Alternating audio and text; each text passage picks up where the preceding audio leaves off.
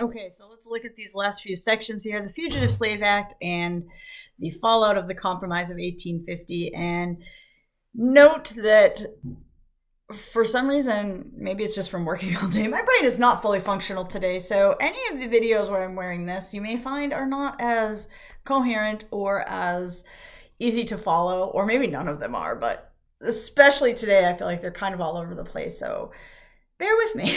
Let's look at the Fugitive Slave Act, which is part of the Compromise of 1850. Now, we already had Fugitive Slave Acts, but this one's going to add to the sectional crisis and what's going on with the federal government. So we've outlawed slavery in Washington, D.C. We've outlawed the slave trade in Washington, D.C., not slavery, the slave trade. And we have created within the compromise this new Fugitive Slave Act, which is going to put heavy fines and prison sentences on anybody who essentially is helping enslaved people not be enslaved anymore. And under this, you get a whole new group of federal commissioners who are going to decide the fate of what they call the freedom seekers. These are our original police forces. That's why most of them are formed, is to be patrols for freedom seekers. Sometimes they even take free blacks who had been just on the street and they were taken and sent down south and sold into slavery. So this is going to make abolitionists even more angry, because the commissioners receive $10 for every recaptured enslaved person that they sent back south.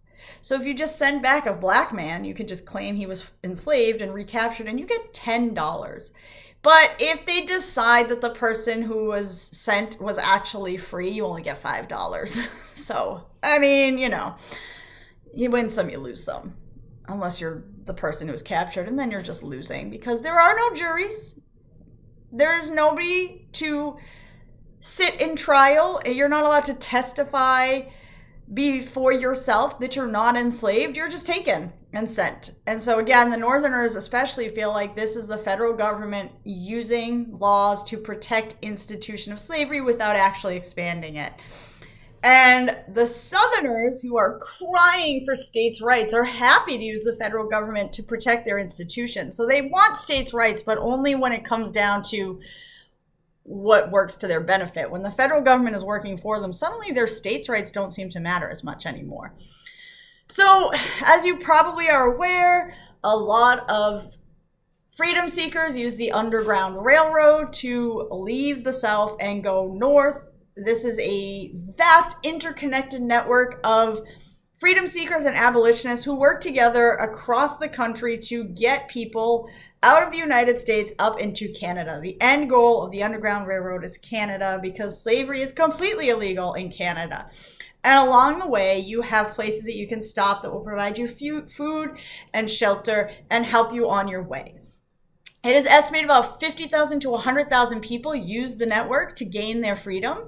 And once the Fugitive Slave Act is enacted, it makes it much more dangerous and difficult to use this network. So the fact that it exists at all is astonishing. Now, you're probably familiar with Harriet Tubman. She's probably the most well-known conductor. She was born enslaved in Maryland around 1822. She escaped in the late 1840s, and she returned to the South dozens of times after that to lead others out of enslavement. They also have Frederick Douglass, who, again, you may be familiar with, who was also a formerly enslaved abolitionist. He had moved to Boston and flees to Great Britain for a while to save his life and then returns eventually. But he also believes that standing up to the law sometimes requires violence, which will matter when we get to John Brown. And perhaps a man you've never heard of is a man named Anthony Burns. Anthony Burns had escaped enslavement in Virginia in 1853 and made his way up to Boston. He is arrested in Boston in 1854, and abolitionists go and they protest outside the courthouse and they demonstrate and demand that Burns be released. But Burns is snuck out of the courthouse in the back without demonstrators or protesters. I don't know if they didn't know, but they definitely didn't have access to him. And so he is returned to Virginia under the Fugitive Slave Act. The Boston abolitionist group eventually buy his freedom and get him back. But this concept, again, it goes into the deeper conspiracy that the South and the federal government are conspiring together to maintain the institution of slavery. Meanwhile, we have Harriet Beecher Stowe, who has published a novel called Uncle Tom's Cabin, which was written based on stories she had heard from enslaved people, as well as her own experiences after she moved to Ohio. And this is originally published as a serial in the Free Soil newspaper, The National Era, and it's later published as a book. And it is a story of a Kentucky enslaver who sells his people, and Uncle Tom is one of his people who is sold down the river. Young Eliza escapes with her baby, and it highlights the idea that slavery is a sin because it rips families apart. It takes children from their parents. It splits up husbands and wives. It's corrupt. It corrupts white citizens by making them cruel. And it also calls out the cruelty that is enforced on enslaved people by white enslavers and demonstrates dehumanizing effects of the institution. And she does this through an enslaver named Simon Legree, who is beating his enslaved people. He's sexually exploiting his enslaved women because he doesn't believe that they feel things the way white people do. And so this story is very popular. It is a national bestseller. It is the most read novel of the 19th century, and it is still available today in over 60 different languages. It is that important. And it is also important to note that it is written by a white woman. So like she has all this stuff, but there is still going to be some narrative that might be questionable because she didn't actually experience life as an enslaved person. But between this book and Anthony Burns, a lot of states start passing personal liberty laws that are going to give legal protections to people against the Fugitive Slave Act. So they're starting to use states' rights in opposition to federal power, but not in the Southern way of states' rights. They are using states' rights to protect freedom, not to protect an institution of slavery. And this will continue until the Civil War, which we are getting really close to. So we have another election here. Zachary Taylor is out. In our election of 1852, we have Winfield Scott. He's running as a Whig, and he is running against Franklin Pierce.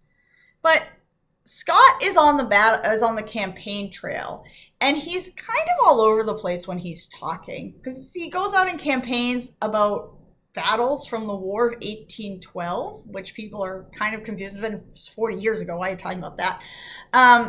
He starts to discuss in New York a thunderstorm that had come and like hurt a bunch of people, but the thunderstorm never actually happened. And then probably the final nail in Winfield Scott's coffin for presidency is that when he arrives in Ohio, somebody shoots a cannon to celebrate his arrival, and it accidentally kills a spectator, and that's just not a good look for you as president. So regardless of what Winfield Scott could have done, all of that goes against him, and he does not win the presidency. Franklin Pierce wins it. He doesn't even campaign.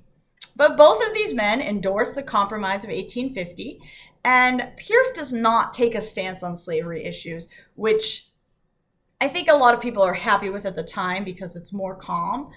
And things calm down for 2 years until Kansas is admitted as a state.